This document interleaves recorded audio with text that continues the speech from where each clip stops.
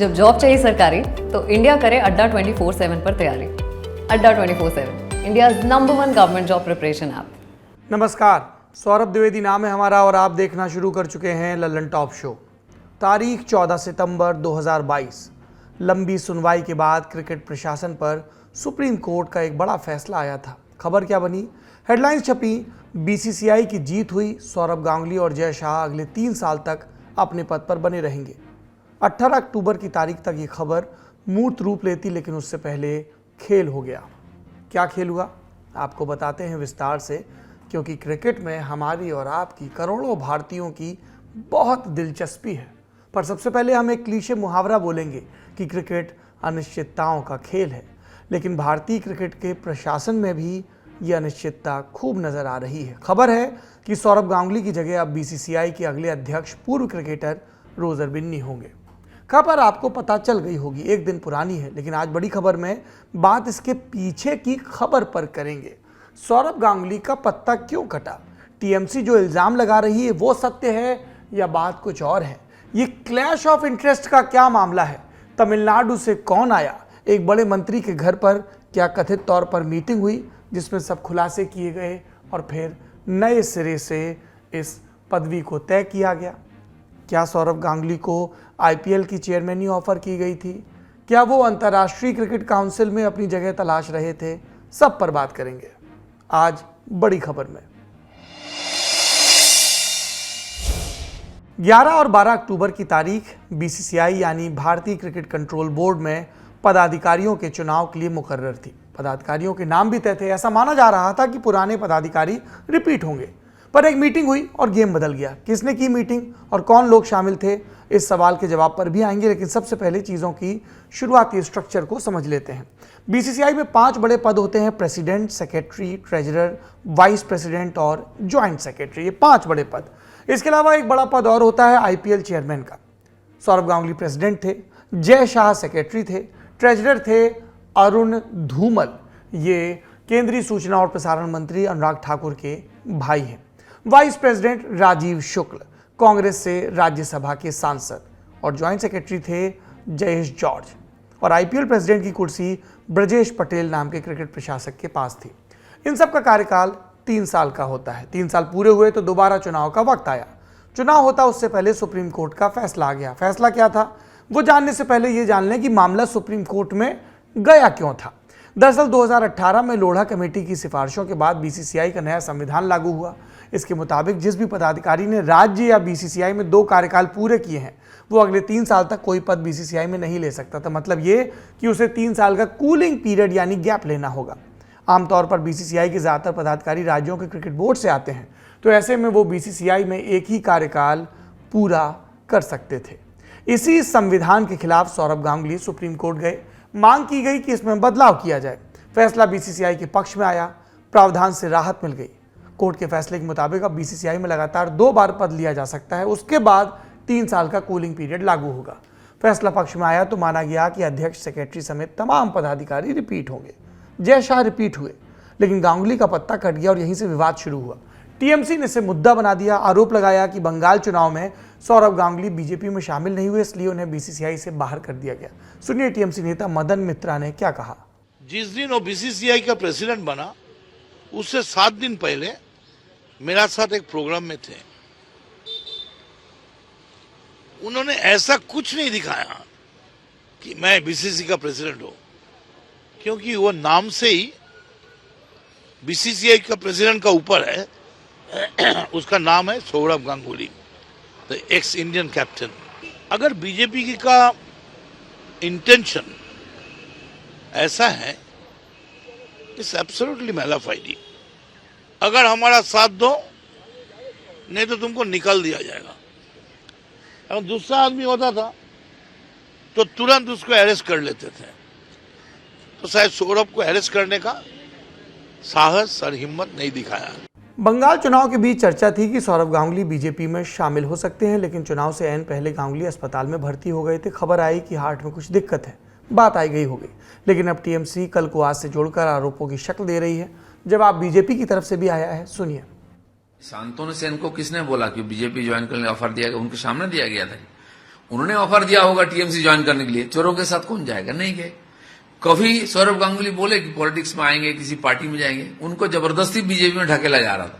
और माननीय अमित शाह उनके घर इसलिए गए, बंगाल में आते हैं हमारे लीडर, यहाँ के सारे जो वरिष्ठ लोग हैं, गुणी लोग हैं, उनसे मिलते हैं।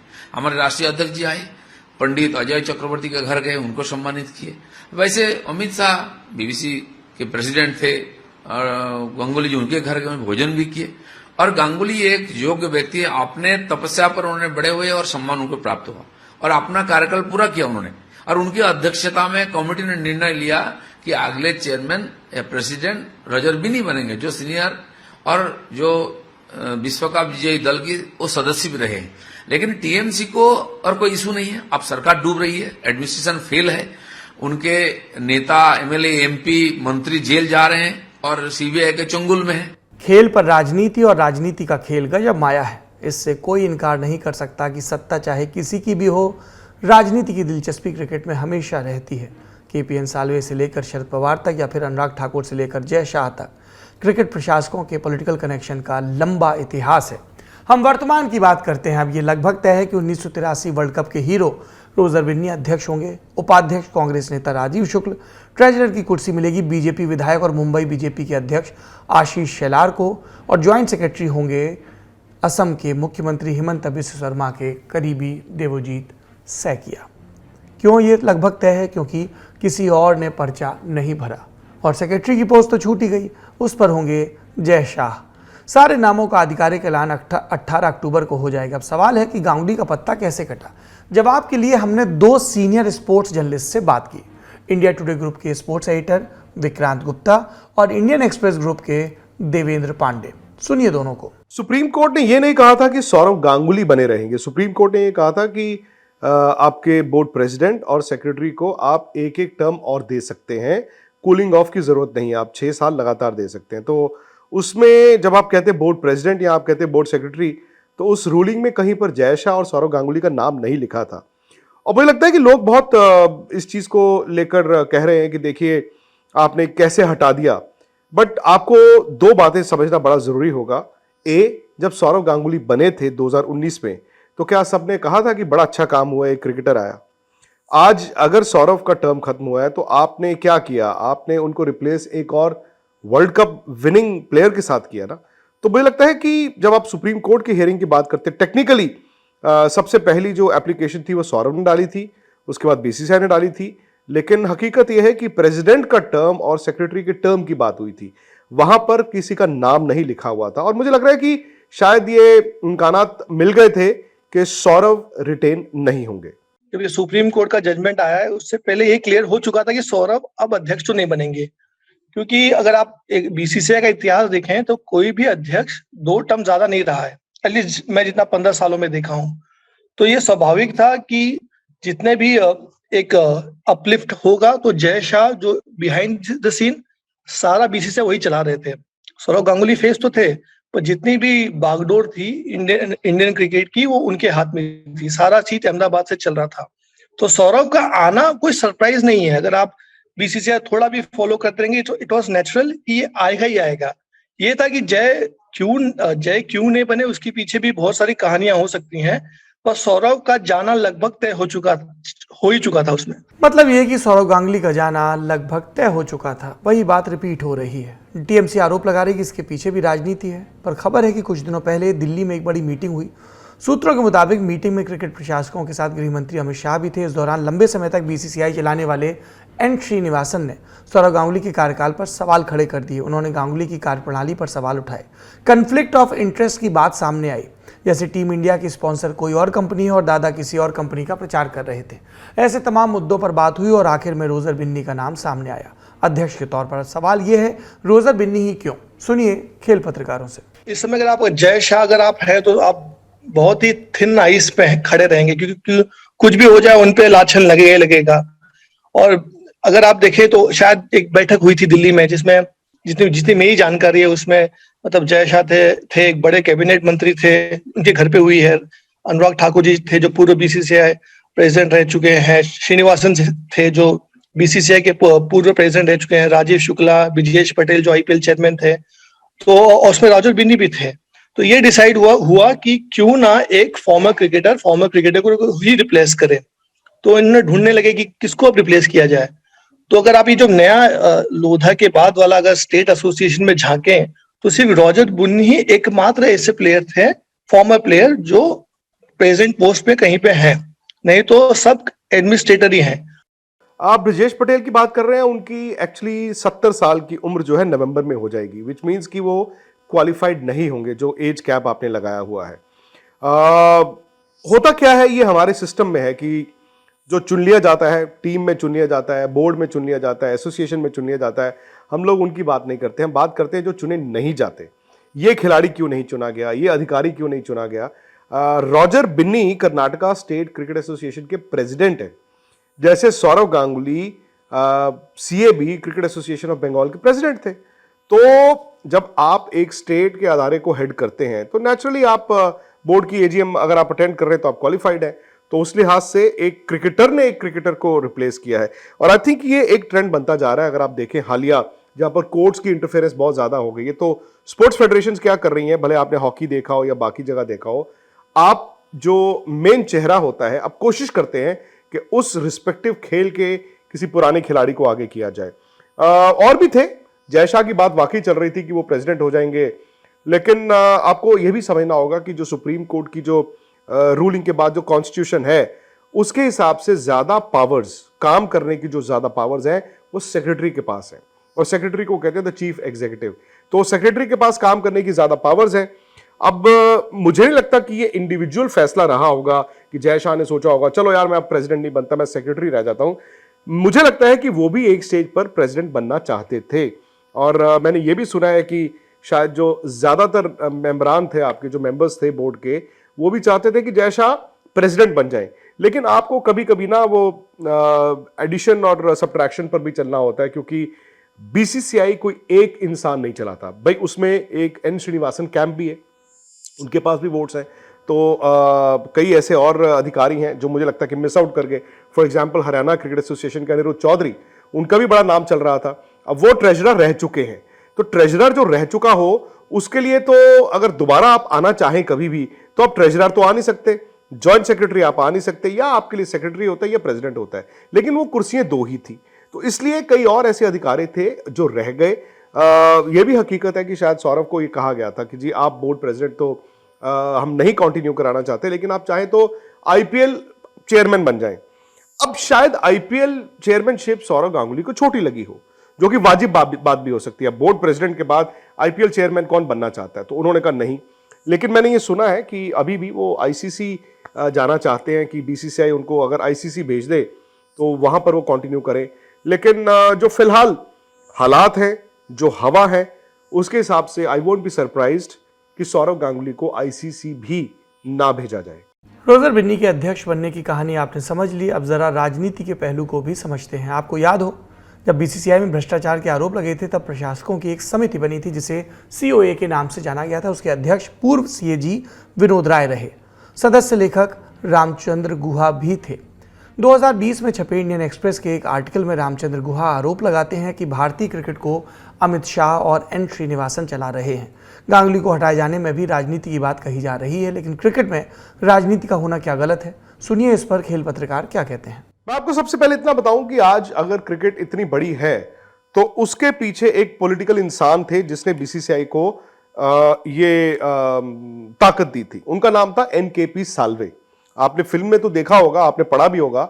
एनकेपी साल्वे बीसीसीआई के प्रेसिडेंट थे, और जब भारत की टीम लॉर्ड्स में फाइनल खेल रही थी 1983, 2 एक्स्ट्रा टिकटें नहीं मिली थी।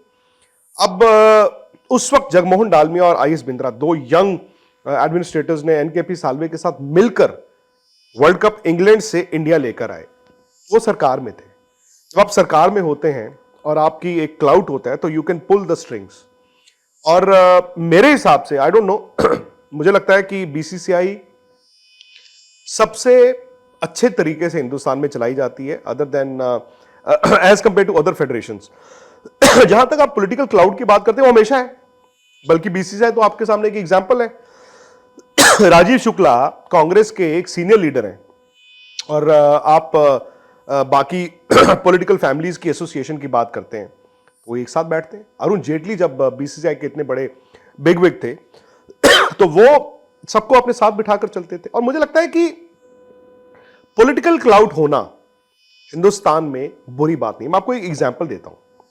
रणबीर सिंह महिंद्रा का नाम आपने सुना होगा, वो बोर्ड के प्रेसिडेंट थे। ये 2004-2005 की बात बता रहा हूं। और एक बहुत बड़ी मीटिंग थी जो वो चाहते थे प्राइम मिनिस्टर मनमोहन सिंह से, क्योंकि इंडिया में चैंपियंस ट्रॉफी 2006 होना था और उसके टैक्स को लेके बहुत झमेला था। तो रणबीर जी ने क्या किया, उन्होंने पीएमओ ऑफिस में फोन किया।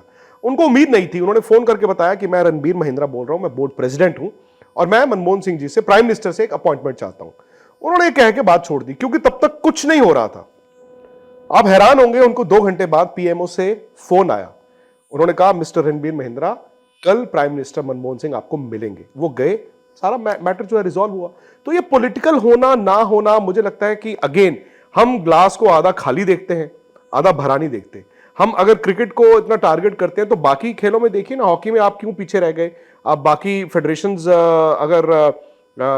में आप बाकी खेलों में पीछे हैं, तो उसके पीछे वजह क्या है। तो मुझे लगता है कि मेरा ये मानना है कि जब तक वो आपके खेल में इफेक्ट ना कर रहा हो, या आपके खिलाड़ी भी पॉलिटिकली चुन रहे हैं, आपके कप्तान को पॉलिटिकली बनाया जा रहा है, जब तक उसमें आपके खेल में इंटरफेरेंस नहीं है, तब तक क्या मैटर करता है यार। आप वो एक एबल एडमिनिस्ट्रेटर होना चाहिए, भले उसका पॉलिटिकल फैमिली से ताल्लुकात हो ना हो। आपसे मैं सवाल पूछता हूं कि आप कहते हैं नेपोटिज्म, नेपोटिज्म वहां नहीं होती जहां पर एक बीसीसीआई का अधिकारी जो खुद 40 साल रहा हो, भले उसकी पॉलिटिकल एफिलिएशंस नहीं, वो खुद 40 साल रहा, फिर लोढ़ा कमीशन आई, उसको खुद छोड़ना पड़ा, उसने अपने बेटे को, भांजे को, बेटी को बना दिया। क्या वो नेपोटिज्म नहीं है? तो वो चीज आप लोग इग्नोर करते हैं। मुझे लगता है या तो फिर उसको भी आप लेकर आए। सिर्फ पॉलिटिकल एफिलिएशंस या पॉलिटिकल एसोसिएशंस नेपोटिज्म नहीं है, नेपोटिज्म वो भी है। फिर बीसीसीआई से बड़ी गंगा है ही नहीं, क्योंकि यहाँ पे आके सबका समावन एक जैसा हो जाता है। आप देखो, बीजेपी हो, कांग्रेस हो, ये क्रिकेट बेसिकली, जैसे भी हमारे यहाँ मुंबई क्रिकेट एसोसिएशन का चुनाव होने वाला है, उसमें शरद पवार और आशीष शेलार ने एक साथ ग्रुप बनाया है। ये कोई सोच ही नहीं सकता कोई पॉलिटिकल पार्टी में कि एनसीपी और भाजपा एक साथ आएंगी और चुनाव लड़ेंगी। तो क्रिकेट एक बेसिकली गंगा की तरह है, जहाँ पे सब आगे पावन हो जाते हैं। एक ही फैमिली, ऐसा भी नहीं है कि अमित शाह या अजय शाह बहुत सालों से बीसीसीआई रूल करते आ रहे हैं, ऐसा भी तो नहीं है करके। और अरुण धूमल अभी आए हैं बीसीसीआई में, वो कभी बीसीसीआई में रहे नहीं है। तो ये भी कहना कि यार कि नहीं इनके वजह से हुआ है, ऐसा नहीं है। हाँ, ये बात जरूर है कि आपको इनकी ब्लेसिंग चाहिए होगी। अगर जो भी बीसीसीआई का जो भी अधिकारी बनेगा, या तो वो बहुत पावरफुल आदमी रहे, या तो पावरफुल आदमी का डमी रहे। और लोधा के बाद ये डमी का सिलसिला शुरू होगा, क्योंकि अभी जय शाह है, उसके बाद कूलिंग लगेगा। तो जैसे अभी आप अगर आज में लेख पढ़े, तो जो जॉइंट सेक्रेटरी बने हैं वो हेमंत बिस्वा शर्मा के क्लोज एड हैं।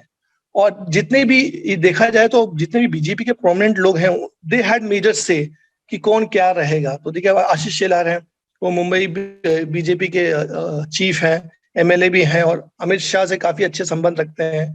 तो ये स्वाभाविक है कि जो भी बड़ा आदमी अगर आएगा तो अपनी टीम लेके आएगा जिसको ट्रस्ट करता हो। खेल पत्रकारों के अलावा पूर्व सीएजी विनोद राय भी क्रिकेट में राजनीति और चंद परिवारों के दबदबे को बुरा नहीं मानते। ऐसा क्यों है? मैंने उनसे किताबवाला के एक इंटरव्यू के दौरान पूछा था।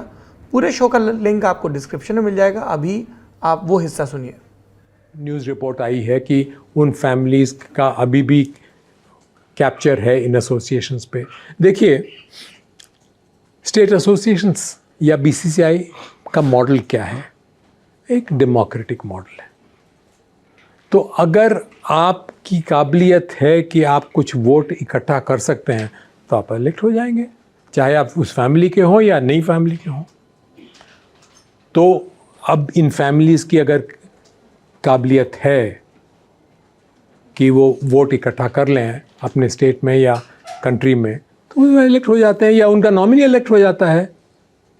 लेकिन इसमें मैं समझता हूँ जब तक वो क्रिकेट एडमिनिस्ट्रेशन अच्छी तरह रन कर रहे हैं तो हम लोग को एतराज़ नहीं होना चाहिए। Is it a level playing field? It is definitely not a living field, क्योंकि मैं 20 साल से वो काम कर रहा हूँ, तो मैं तो दाव पे समझ गया हूँ। अब कैसे वो वोट मेरे को कलेक्ट करना है वो भी समझ गया हूँ मैं। तो इसीलिए जो बाहरी आता है उसके लिए लेवल प्लेइंग फील्ड नहीं। क्रिकेट और राजनीति के इस खेल को समझने के लिए हमने दो पत्रकारों से, क्रिकेट के प्रशासक रहे दो लोगों के बयानों के सहारे समझने की कोशिश की। हमें लगता है आपको काफ़ी कुछ समझ आ गया होगा। बड़ी खबर के बाद अब दिन की सुर्खियां। पहली सुर्खी आई है जम्मू से। यहां 365 दिन या फिर इससे ज़्यादा समय से रह रहे लोगों के लिए मतदाता सूची की राह आसान हो गई है। यानी जम्मू में रहने वाले गैर स्थानीय लोग भी अब वोटर के तौर पर रजिस्टर होंगे। जम्मू की डिप्टी कमिश्नर अवनी लवासा ने तहसीलदारों और राजस्व अधिकारियों को आदेश दिया है कि वे ऐसे लोगों को ज़रूरी वेरिफिकेशन के बाद आवासीय प्रमाण पत्र जारी कर सकते हैं। जम्मू कश्मीर के राजनीतिक दल वोटर्स को लेकर हुए इस फैसले के विरोध में उतर आए हैं। कुछ दल, पीडीपी चीफ महबूबा मुफ्ती का कहना है कि बीजेपी जम्मू कश्मीर को क्षेत्रीय स्तर पर बांटने की कोशिश कर रही है। सुनिए उनका बयान। देखिए, हम पिछले कई सालों से ये बात बता रहे हैं कि 370 हटाने के पीछे जो मंशा है बीजेपी की वो बहुत ही नाजायज है और उनका मकसद है जम्मू कश्मीर की जो आबादी है उसका तनासुल, उसको चेंज करना। और अब ये शुरुआत जो है जम्मू में लोगों का बाहर से सैलाब आएगा, जिसकी वजह से न सिर्फ वहाँ का जो डोगरा कल्चर है उसको नुकसान होगा, बल्कि जो वहाँ का कारोबार है, वहाँ की नौकरियाँ हैं, वहाँ के जो हमारे पास जो वसाइल हैं उनके ऊपर डाका डाला जाएगा। ऑलरेडी जम्मू में क्राइम रेट बहुत बढ़ गया है जब से ये सिलसिला इन्होंने शुरू किया है, बाहर के लोगों के लिए दरवाजे खोल दिए हैं। तो मेरा ये कहने का मकसद है कि ये कोशिश करते हैं कि जम्मू और कश्मीर को मजहब और इलाकाई बुनियादों पे लड़ाने की।